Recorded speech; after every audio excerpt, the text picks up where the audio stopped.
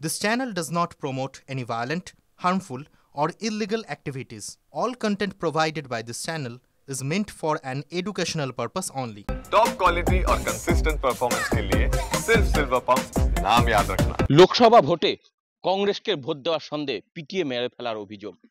গ্রাম ছাড়া ছিলেন বেশ কয়েক মাস, গ্রামে ফিরতেই তাকে পিটিয়ে মেরে ফেলা হয়। শুধুমাত্র যে বাবলু শেখ গ্রাম ছাড়া এমনটা নয়, আরো 6 থেকে 7টি বাড়ি এখনো গ্রাম ছাড়া।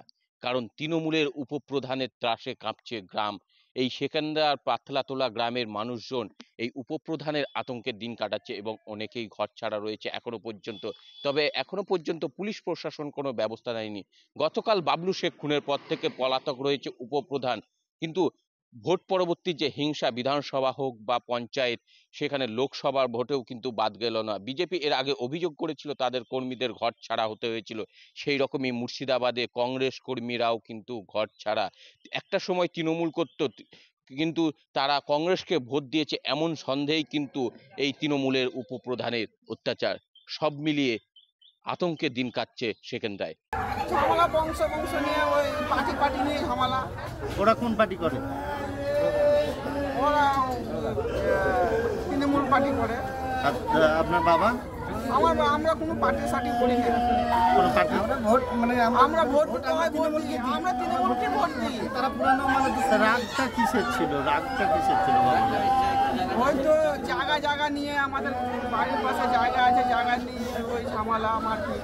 ওরা বাড়ি ছাড়া পড়েছিল যে আমরা আবার বলে কয়ে আমরা বলে কয়ে আবার ঢুকলাম, ওরাকে বলে কয়ে দিয়ে আজকে হঠাৎ আবার আমার বাবাকে মেরে দিল। কারা মারলো? কারা? আমার বাবা বলেছে রডের বাড়ি মেরেছে। আমি কে মেরেছে? নাজিরের বাটা মেরেছে আমাকে।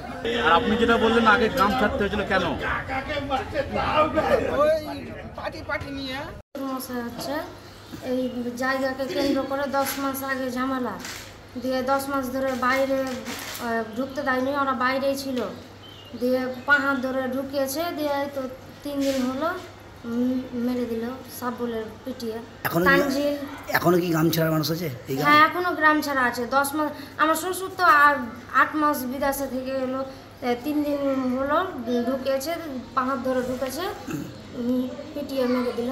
তারপর বাড়ির লোকজন কোথায় আছে? বাইরে আছে। কি কারণে?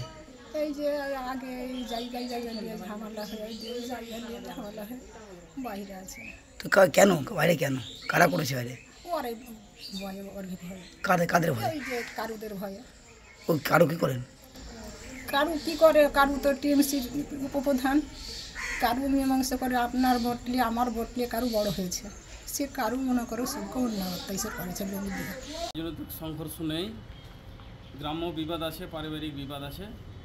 তাতে যেই হোক না কেন, আমার এখানে বক্তব্য, যেই হোক না কেন আইনের পথে চলবে।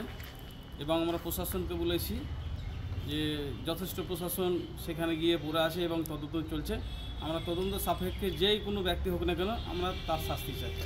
গ্রামে তো প্রচুর লোক আপনার গ্রাম ছাড়া রয়েছেন, তাতে কি গ্রামে ফেরাবেন? কী কারণে গ্রাম ছাড়া সেটা তো আমার জানা নেই। ওনারা বলছেন যে গ্রাম মানে এই উপপ্রধান যিনি আছেন তিনি নাকি মারধর করেন, ওনারা গ্রাম ছাড়া করেছেন এবং গ্রামে প্রচুর কংগ্রেস ভোট পেয়েছে, তার কারণে ওদেরকে তাড়িয়ে দিচ্ছে থেকে গ্রাম থেকে। না, এই ধরনের কোনো গল্প নেই বা রাজনৈতিকভাবে আমাদের ওখানে যারা নেতৃত্ব দেন তাদের কাছ থেকে আপনি জেনে নিতে পারবেন যে কোনো গ্রাম ছাড়া কোনো ব্যক্তি নেই।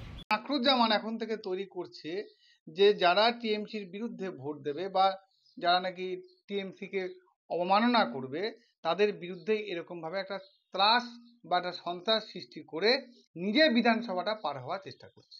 তার ফলস্বরূপ এই মার্ডারটা হচ্ছে কি, কিন্তু সেটাও কিন্তু একটা ঘটনা। মুর্শিদাবাদ থেকে ক্যামেরায় সিদ্ধার্থর সাথে কৌশিক, TV9 বাংলা।